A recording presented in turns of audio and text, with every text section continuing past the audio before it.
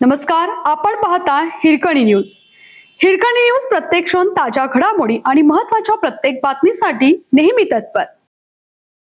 सातारा जिल्ह्यात वादळी वाऱ्यासह जोरदार पाऊस, वरीये 3 दुचाकींचे नुकसान, नागरिकांची तारांबळ. सातारा शहरासह तालुक्याच्या विविध भागात बुधवारी दुपारी 4 नंतर मेघगर्जनेसह वादळी वाऱ्याच्या साथीने अवकाळी पावसाने हजेरी लावली. दरम्यान जिल्ह्यात विविध ठिकाणी जोरदार पाऊस झाला, त्यामुळे नागरिकांची तारांबळ उडाली.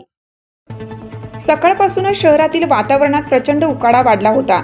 त्यातच दुपारनंतर आकाशात काळ्या ढगांची गर्दी होऊ लागली. यामुळे पावसाळी वातावरण तयार होण्यास मदत झाली.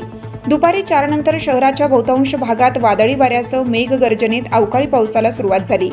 या पावसामुळे नागरिकांसह व्यापाऱ्यांची मोठी धावपळ उडाली होती.